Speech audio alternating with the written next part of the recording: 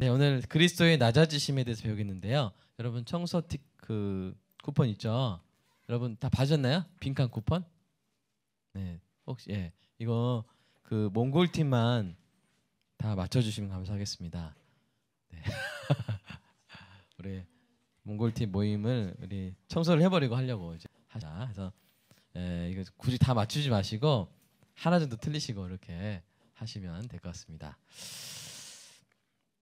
자, 우리 드디어 27문까지 왔죠. 지난주까지 삼중직, 그리스도의 삼중직분까지 배웠고요. 오늘은 그리스도의 낮아지심과 높아지심의 두 상태 중에서 낮아지심에 대해서 배우도록 하겠습니다. 여러분 27문 제가 질문할 때 여러분이 답을 한번 해보십시오. 그리스도의 낮아지심은 무엇입니까? 그분의 태어나심과 그것도 낮은 여건으로 태어나신 것과 율법 아래 사신 것과 이생의 여러 비참과 하나님의 진노와 십자가에 저주된 죽음을 겪으신 것과 묻히신 것과 얼마 동안 죽음의 권세 아래 거하신 것입니다. 네, 이 7가지 밑줄진 부분들을 하나하나 살펴보도록 하겠습니다. 자, 그리스도가 예수님이 낮아지셨어요. 근데 어떻게 낮아지셨느냐? 태어나셨습니다. 아니 태어나는 게 무슨 낮아지시는 겁니까? 할 수 있는데요. 원래 예수님이 생일이 있어요? 없어요? 생일이 없으신 분이에요. 시작이 없으신 분이에요. 근데 그분이 태어나셨다는 것 자체가 낮아지심입니다. 우리는 다 태어나니까 아니 태어나는 게 무슨 낮아지신 거야 생각하시는데 영원히 계신 분이 시공간의 제한 속으로 들어오신 것 자체가 엄청난 낮아지심이에요. 아멘. 무한하고 영원하고 불변하신 성자 하나님이 유한한 인성을 취하셔서 시공간의 제한 속으로 들어오신 것입니다.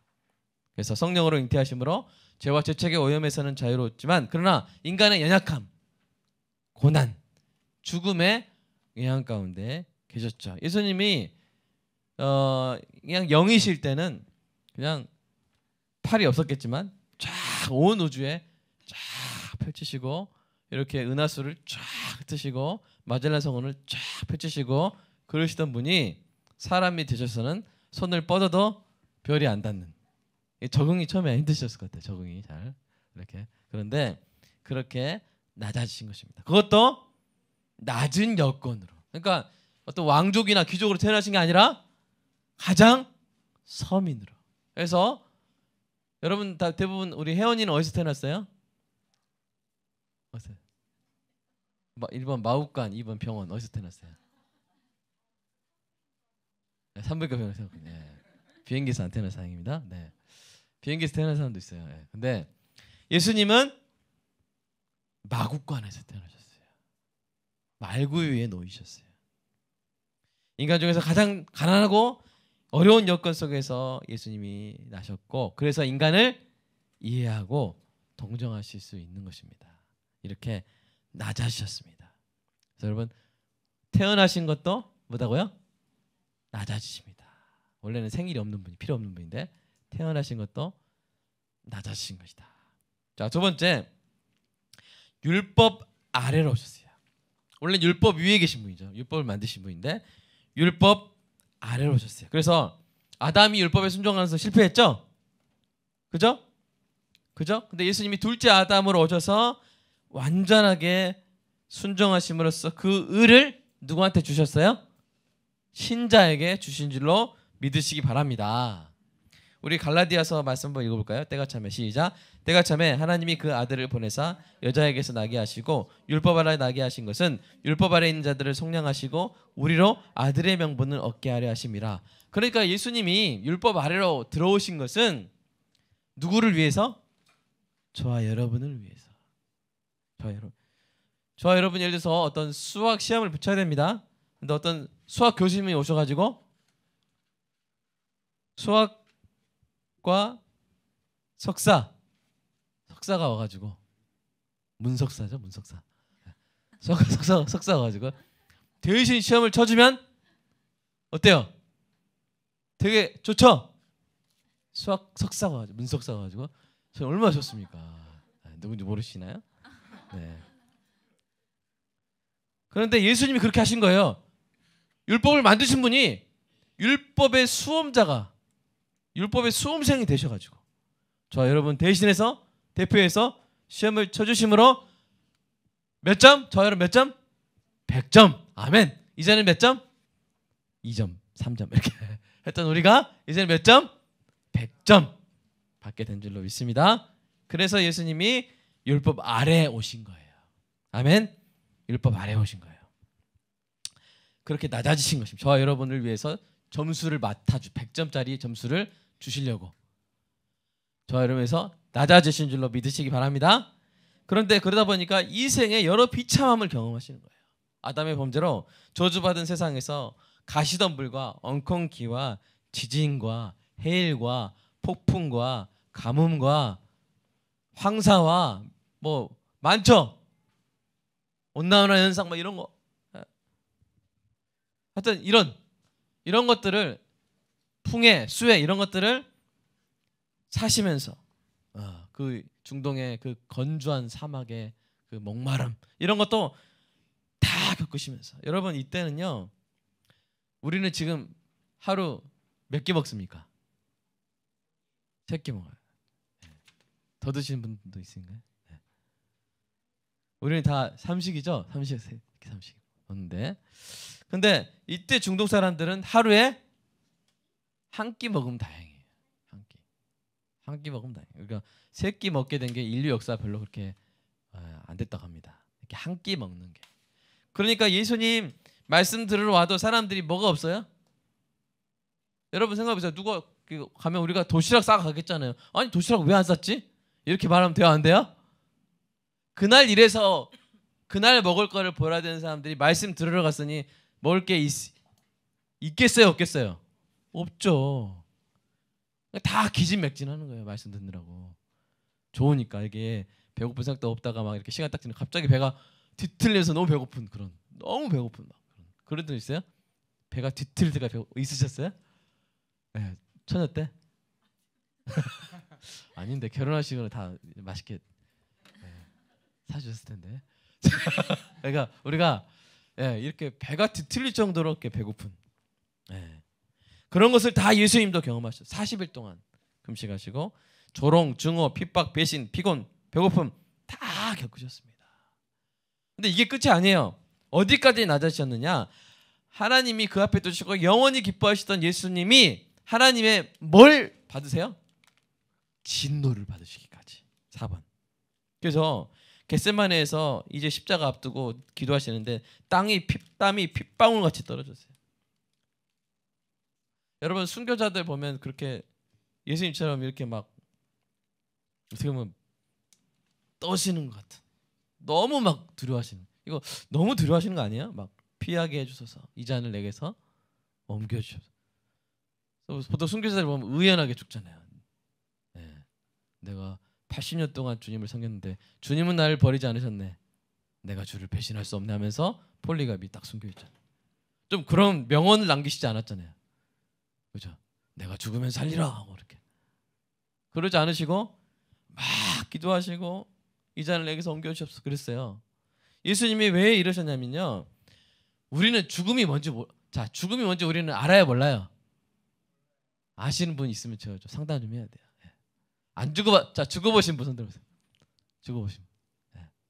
하나님의 진노를 지옥의 고통을 겪어보신 분 몰라요. 지옥이 뭔지도 모르고 지옥의 고통이 뭔지도 하나님의 이 버림받는 게 뭔지도 모르고 하나님의 진노의 무게도 몰라요. 사실 우리는 몰라요. 저 애들이 군대의 고통을 알아요? 저 애들이 산통을 알까요? 몰라요. 근데 예수님은 아시는 거예요. 예수님은 하나님의 진노가 얼마나 무거운지 아시는 거예요. 예수님은 죽음과 하나님의 외면이 어떤 고통인지 아시기 때문에 힘들어하시는 거예요. 아시기 때문에. 우리 사람들이 막 의연하게 초계같이 목숨을 던지는 것은 죽음이 뭔지 모르기 때문에 그런 거예요.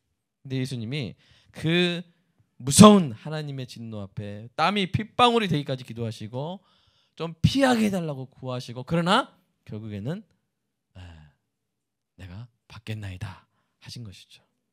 그리고 마침내 5번 보세요. 십자가에 저주된 죽음을 겪으신 거예요. 그래서 나의 하나님 어찌하여 나를 버리셨나이까. 원래 예수님은 하나님을 뭐라고 부르셨어요? 어떻게? 아빠라고 그랬잖아요. 아빠. 이 아람어도 똑같이 아빠예요. 아빠. 너희도 아빠라 해라. 그러셨죠? 너희도 아빠라 해라. 그러셨어요. 그런데 이때는 나의 하나님. 여러분 예를 들어서 어떤 아빠가 교수님이에요. 직함이. 그러면 그 아들은 아빠를 뭐라 불러요? 집에 가서 교수님 식사하셨어요? 막 이렇게 해요? 아버지 그러죠? 아버지.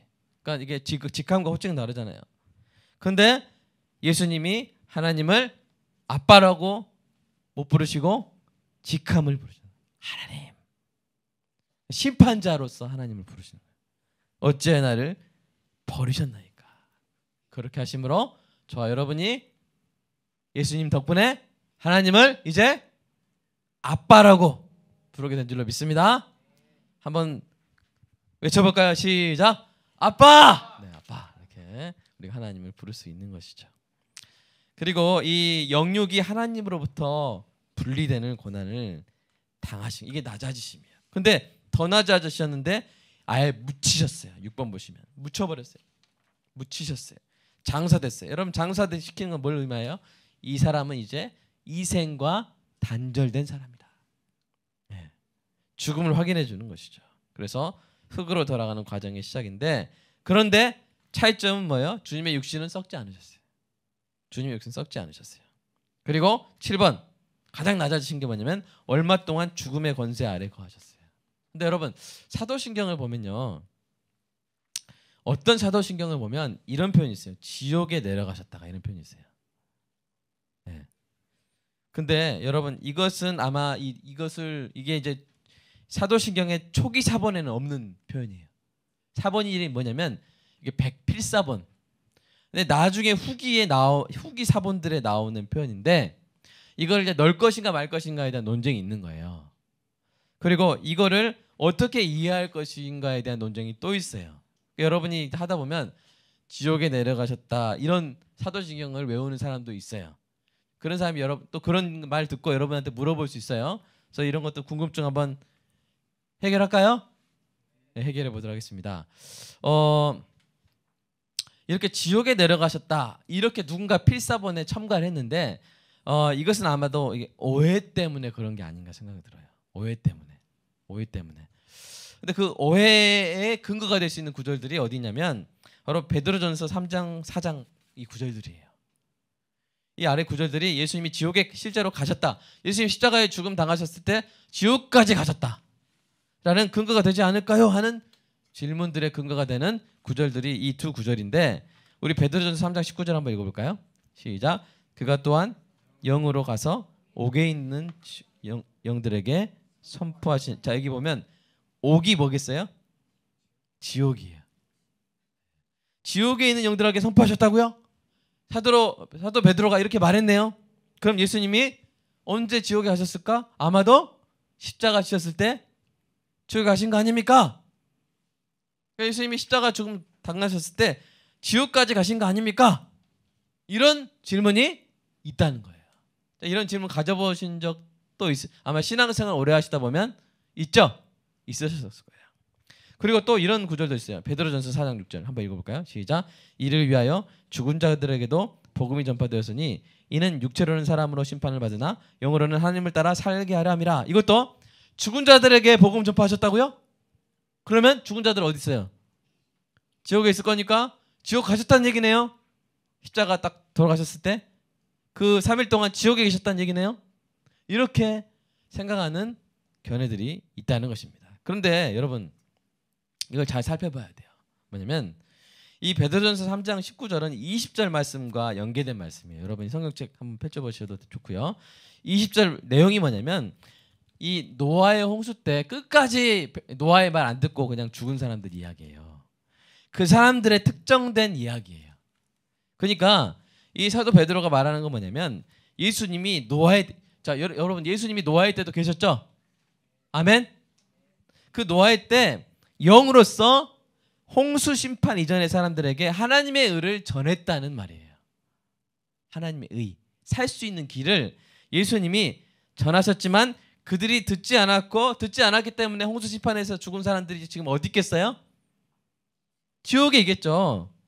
바로 그것을 의미한다는 거예요. 그러니까 이 말씀은 예수님이 십자가 죽음 이후에 십자가 죽음 때 지옥에 내려가서 노아의 홍수 때 죽은 사람들을 찾아가가지고 그들에게만 딱 복음을 전했다는 말씀이 아니라 지금은 지옥에 있는 그 사람들이 지상에 있을 때 전했다는 거예요. 그러니까 여러분이 베드로전 3장 19절 그 밑줄 진 앞에 지금은 이라는 말을 쓰면 딱 좋습니다. 그러니까 또한 영으로 가서 지금은 있는 지옥에 있는 영들, 그때 노아의 홍수 시대 때 다 거부하고 그냥 심판으로 죽었던 그 사람들에게 그때 전하셨다는 거예요. 근데 그 영들이 노아의 홍수 때 그 죄인들이 지금은 어디 있다는 거예요? 지옥에 있다는 거예요. 자, 베드로전서 4장 6절도 마찬가지예요. 죽은 자들은 이분들은 지옥에 있다는 말이 아니에요. 지금 자, 위의 것과 아래 것을 구분해야 되는데 베드로전서 4장 6절 말씀은 신자의 육체적 죽음이 복음의 실패를 의미하지 않는다는 것을 가르치기 위한 구절이에요. 그러니까 어떤 사람이 예수를 믿었는데 죽은 거예요. 아니 예수 믿으면 살아야지 왜 죽느냐? 이렇게 의문을 가지는 사람들에게 사도 베드로가 뭐라 말하냐면 그들이 지금 죽었지만 그들이 복음을 받았지 않느냐. 그러니까 여러분 보세요. 이 베드로전서 3장 19절에 선포하시느니라 선포하시는 이것도 과거형이고요. 전파되었으니도 과거형이에요. 그러니까 둘 다 과거형이에요. 그러니까 지금은 죽은 자들이지만 그들이 죽었지만 그들이 살아있을 때 뭘 받았다고요? 복음을 받았다. 그러니까 그들은 육체로는 사람으로 심판을 그러니까 육체는 죽으나 영은 하나님을 따라 살게 되었다. 그러니까 복음은 실패다 실패가 아니다?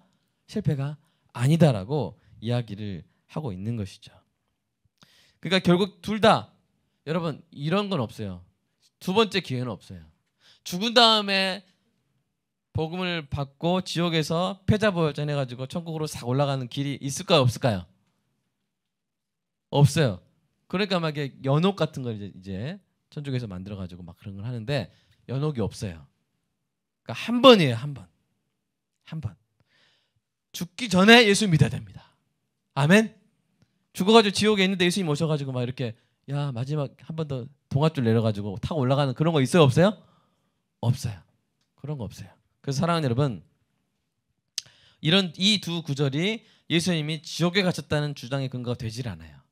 근데 여러분이 예수님 십자가 죽으시고 어떻게 되신 거지? 이렇게 애매하게 좀 이렇게 평소에 생각을 가지고 계시는데 오늘 명확하게 말씀드릴게요. 이것이 우리 정통 교리입니다.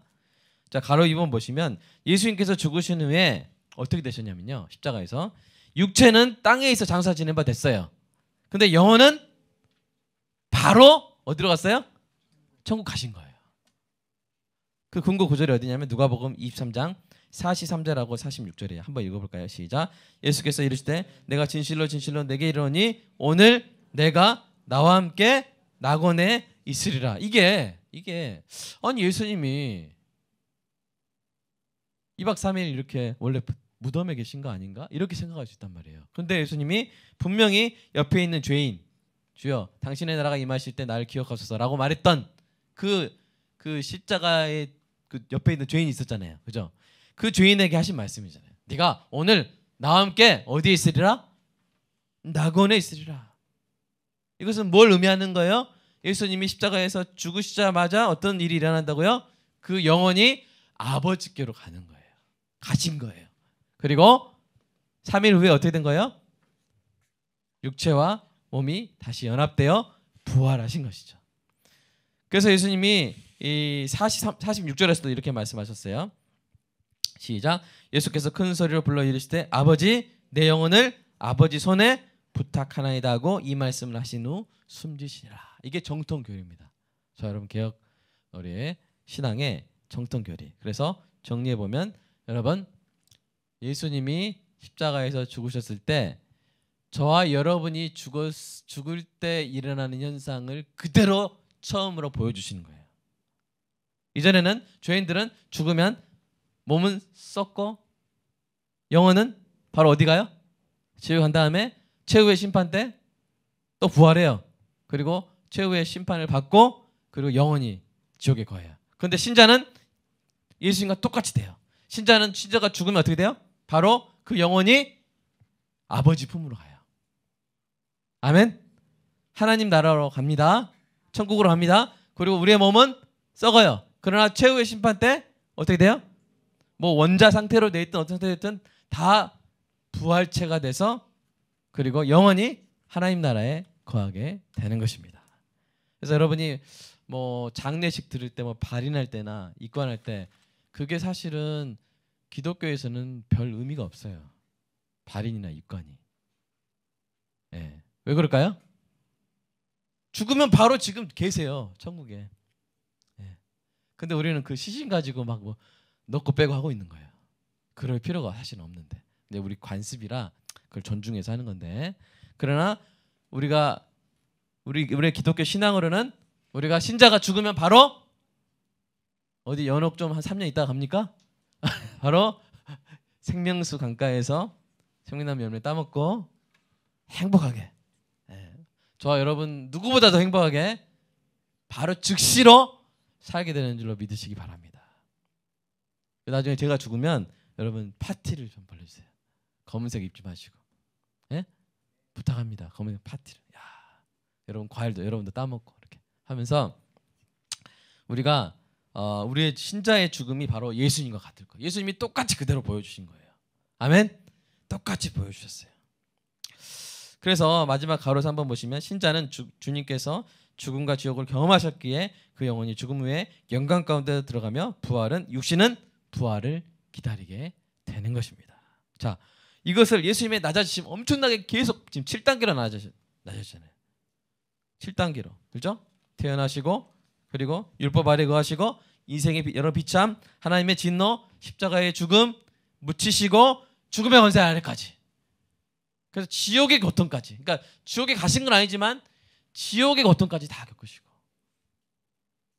그렇게 하심으로 어떻게 된 거예요? 우리가 타락의 비참함에서 건짐을 받은 거예요. 우리 세월호나 이런 어떤 그 아주 이렇게 해상 사고 났을 때 잠수사들이 쭉 내려가죠.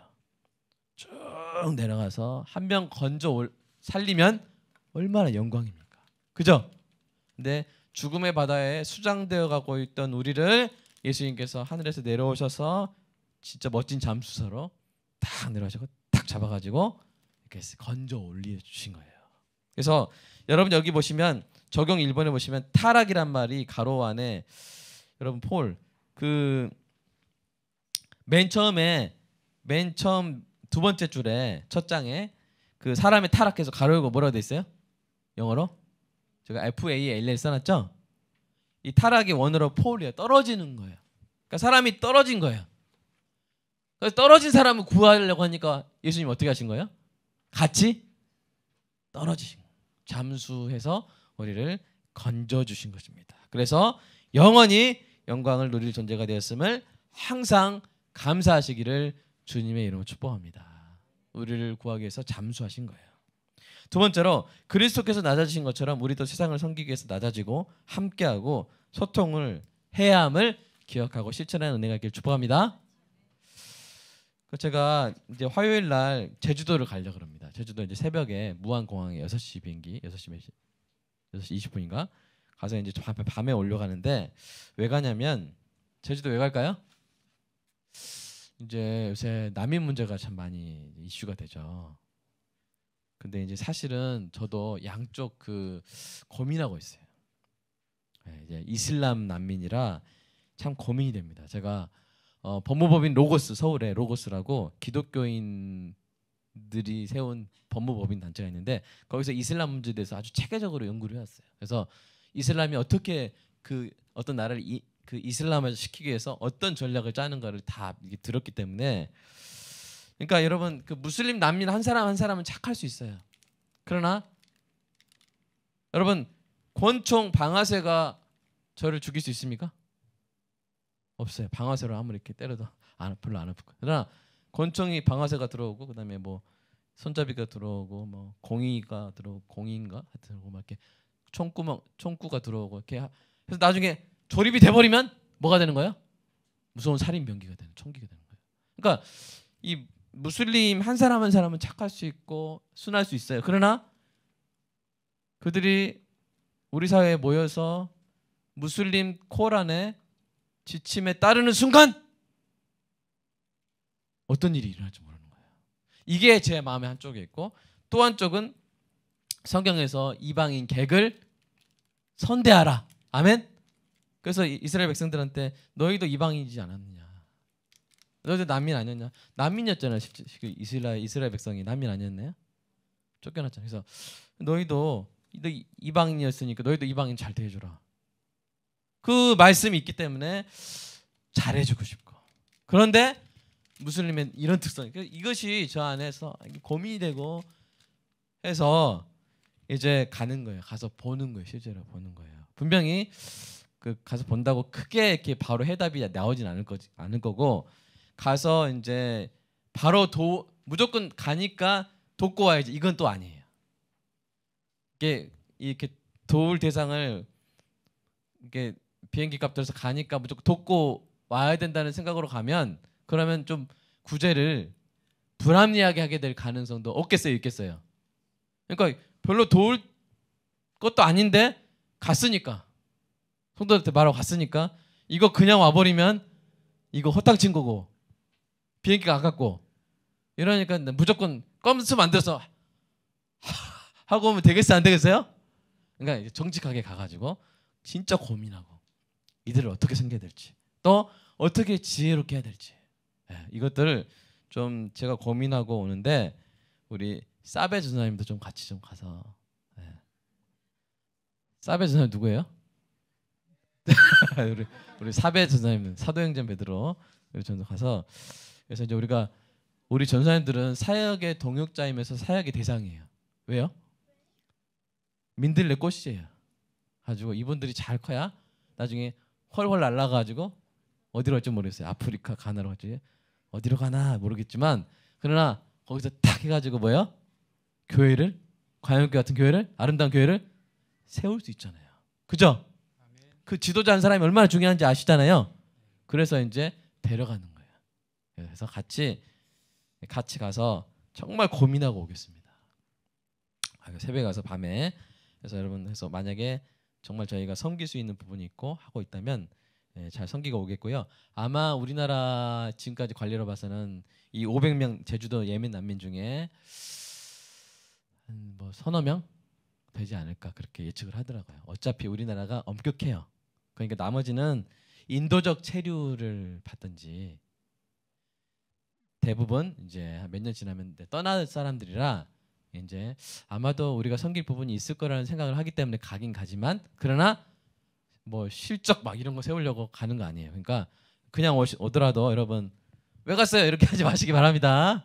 가서 고민하고 보고 섬길 부분이 있으면 잘 섬기고 오겠습니다. 마지막 세 번째 그러니까 소통해야 된다는 거예요. 낮아져서 난민의 그 삶으로 함께 그리스도께서 우리를 위해서 낮아지신 우리도 난민이었잖아요. 낮아지신 것처럼 우리도 낮아져서 가서 소통을 해야 한다는 것이죠. 세 번째 신자에게 죽음은 지상생애의 졸업이며 영원 천국의 입학임을 알고 이 찬란한 위로를 언제나 가슴에 안고 품고 살아가시기를 주님의 이름으로 축복합니다.